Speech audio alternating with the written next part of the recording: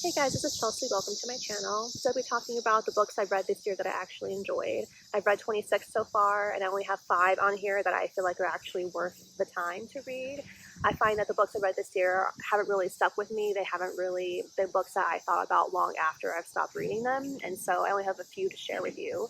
But let's go ahead and get started. First one is called Vera Wong's Guide to Sleuthing a Dead Man by Jesse Sutanto. This is the second book. The first book was also about the same woman. Her name is Vera, and she's kind of like a murder mystery sleuth. She definitely inserts herself into these positions that she should not be involved in, and she also brings people in to the situation as well that are kind of like found family. She's very maternal. It's like very heartwarming.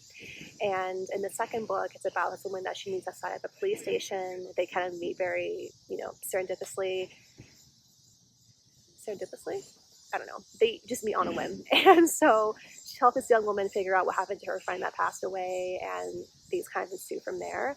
I really love Vera Wong's character because she's very maternal. She loves with her entire heart, and she definitely puts herself in people's lives, and they did not ask her to, but she gives really good advice and just wants everyone to live the most fulfilling life that they can. And she's also very smart, and she watches like a lot of murder mystery stuff, and so she's very into that side of things as well. But I feel like the books are mostly about found family, and it feels like a warm hug. And as soon as the book is over with, I find myself really wanting to like be around her and like kind of dive more deeply into her life. And just as a character herself, she definitely sticks with you long after the book is over with. Next is the Psych book series. Now, I don't really like YA. I kind of stay away from it, but I feel like this is a really good series because it's post-apocalyptic, it's teenagers, it's like right in my alley. I also love Hunger Games and Divergent, like all that stuff as well. So this is very much in my lane. And Neil Shusterman is such a good writer. I feel like he writes books that are not like, he doesn't treat the audience like they're dumb. He doesn't hold your hand throughout the entire book, but gives you a lot of clues to help you figure out what you think is happening, and he gives you your own agency to figure out what the mystery is that's unfolding. So this is post-apocalyptic, like I said, and it takes place well into the future. They have these things called scythes, and their job is to glean or people because the population of the world is just too overwhelming, and so their job is to go ahead and unalive a lot of people to keep the population at a nice even keel. And so we have these two scythes that are coming into this. They're called Rowan and Citra. So they're kind of apprentices, and their job is to learn from scythes, learn how to glean people, learn the responsibility of being a scythe, how to handle that momentous job that they have. And while this is going on, they also have this thing called the Thunderhead, and they're kind of like an umbrella AI, like all-knowing entity. And so the Thunderhead's job is to basically make sure the world is kept in check, like as far as environmentalism goes, and that people have what they need, that they have the money that they need, and that they have the freedom to move around and have the jobs that they want. So that's sort of like the overarching idea of the Thunderhead in a very, general terms that I can give you. I'm currently on the third book, and there is a fourth one called Gleanings, but I just really love Neil Shusterman's writing because when I'm reading this book, I feel like I'm watching a movie. Like there's a lot of action happening. There's always something that's going on. But he also does a really good job of character development and giving us like the motivations behind each character. And I just find that I go through his books really quickly. Also because I'm reading it on Kindle, so I feel like I read faster on Kindle anyway than like a physical copy of the book. But I really feel like it's good because even though it is YA, as I'm reading, I'm highlighting a bunch of words that I don't know, and I feel like I'm also learning from like intellectual standpoint as well as being entertained by the fantasy aspect of it all. He does a really good job of building the world in which all these things are occurring, and oh, butterfly. And it's just feel like that this world is very possible, right? Like we are facing overpopulation in a lot of areas. Like the Earth will eventually not have enough resources for everybody. So I feel like this is very plausible, and I feel like that's also why I find myself wanting to read more and more of the series. So I highly recommend this series out of like everything on this list for sure. Speaking of post-apocalyptic, I did read the latest Hunger Games, Sunrise on the Reaping. Now this is Haymitch's storyline. So if you saw the movies, this is Woody Harrelson's role.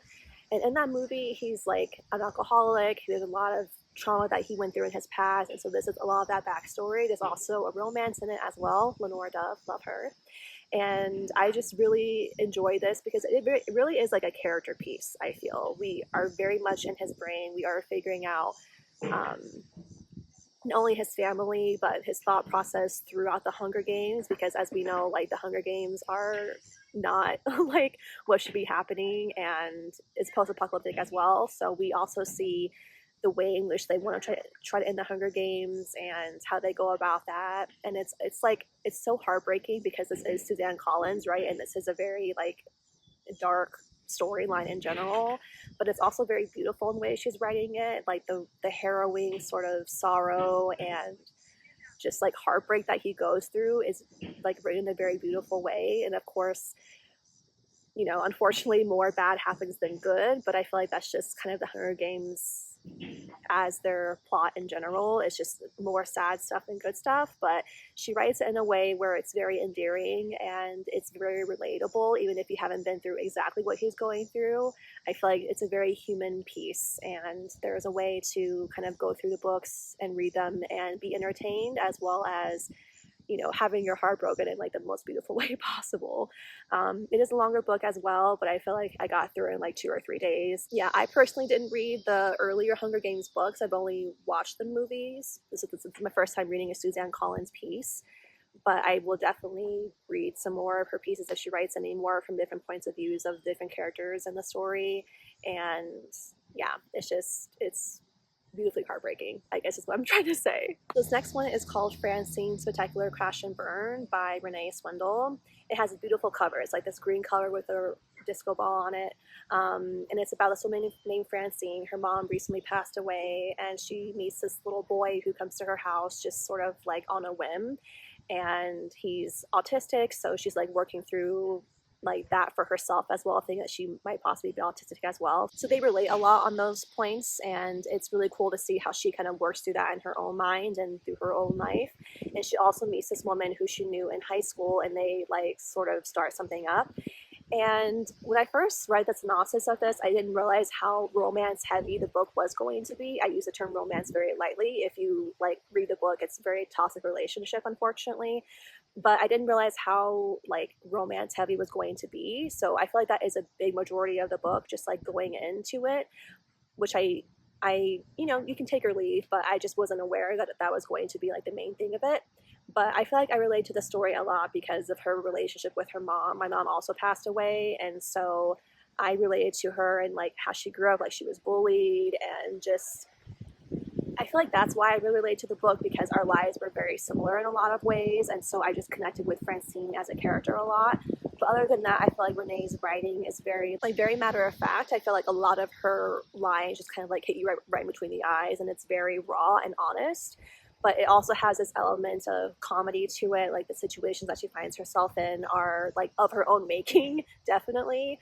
But the way that she sort of navigates through those pieces, and also trying to figure out a lot about herself as an individual, and her just her everything just kind of like come to the forefront. And I feel like because the book is so short, I feel like a lot of these things are very dense and they happen like very rapidly back to back.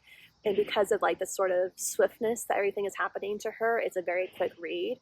And it's not really like from a victim mentality, like that's not where she's coming from. She's more coming from an eagerness to learn about herself, which I really find to be enjoyable, because that's the point that I'm at in my life as well. And I feel like a lot of people can relate to that, you know, at any point in their life, really.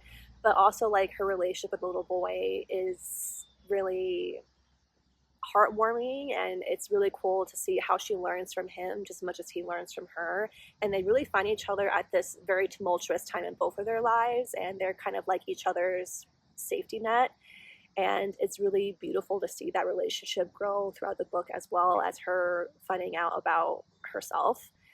And she's also figuring out like how she wants to be an artist. And so there's all these different elements that are coming through the book, and how she finds her way.